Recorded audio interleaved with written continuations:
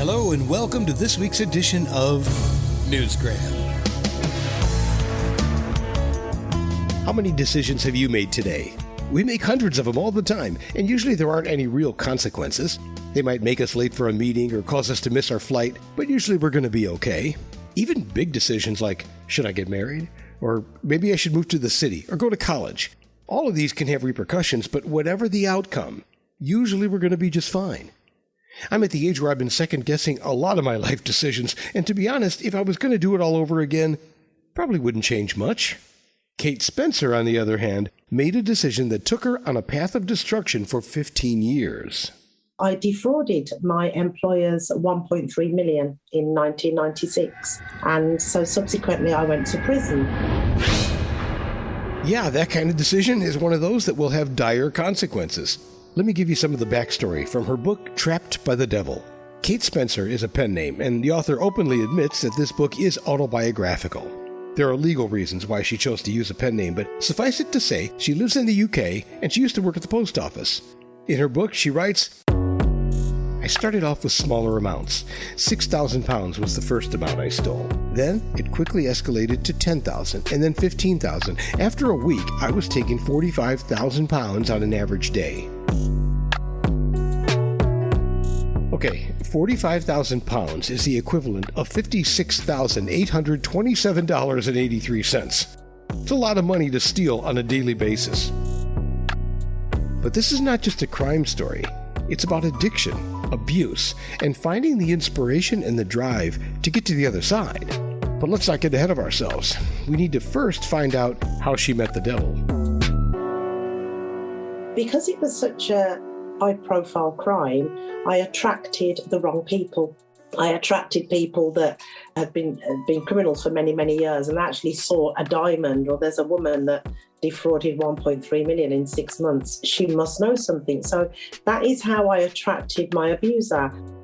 This was a first offense for Kate, so she was pretty naive when it came to prison life and being able to judge the character of someone like Darren, the guy she refers to as her abuser. You see, her crime, the way she was stealing from the post office, drew the admiration of criminals like Darren. In the book, she calls him the Prince of Darkness. When they met, he was also in jail, just a different one. The two of them became pen pals and got together when they were both released. That's when the abuse began. The abuse was mental, and it happened so quickly. Before you know it, I'm faced with heroin, and I was told, you take this heroin or I will throw your child over a balcony and I will abuse your child, because I had a 7-year-old with me. So I said, okay, give me the heroin, let me take it. And because it was smoked and it wasn't injected, I thought I'll pretend to take it. And then the next opportunity, me and my son will run. But as soon as I took the heroin, instantly, at the blink of an eye, I had instant hatred towards myself. But at the same time, I had instant forgiveness for my abuser. The mental abuse was, you're not worth nothing, you're hopeless. And so that heroin, that feeling of, oh, everything is okay, it's a false sense of peace. It washed everything away, including my parental instincts. And that was the beginning of the journey of destruction. That's how I entered that path. This is an incredible story because if you have any experience with this kind of thing, you know that not only is this a very dangerous path to go down, it's also one that is extremely hard to veer off of.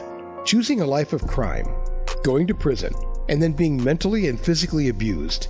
Add in drug addiction with drugs like heroin and crack cocaine, and we're talking about a deadly situation.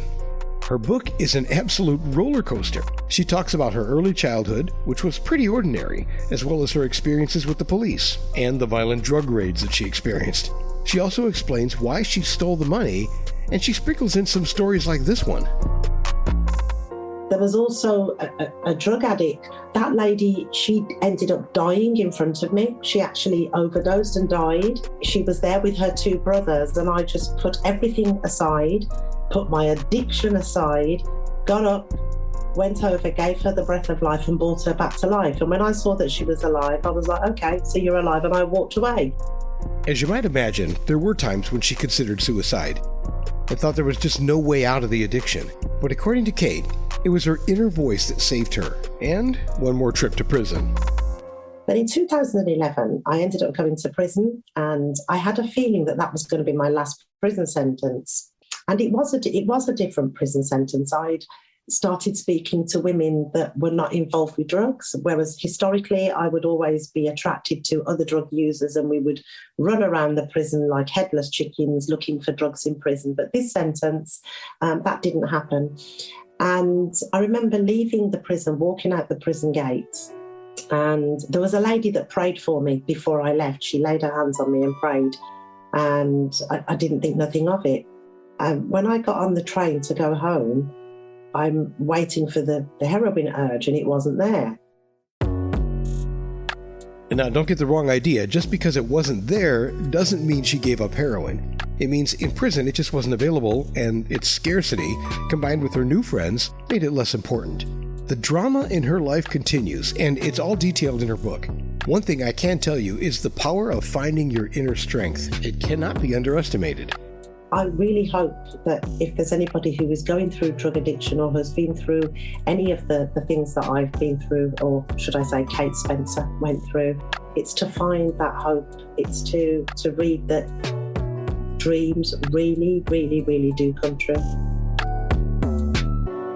Kate Spencer is an amazing woman, and if you don't think you can overcome the problems in your life, read Trapped by the Devil, because it'll change your mind. If you or someone you know can relate to any of the things that she talks about, then hopefully you'll find this book inspiring. I know I speak for Kate when I say writing it will be worth it if it motivates you to take the bold, courageous steps necessary to correct any of the problems you're having in your own life. Or if you're like me, just enjoy the voyeuristic aspects of what life is like in a world that, thankfully, I have never been a part of.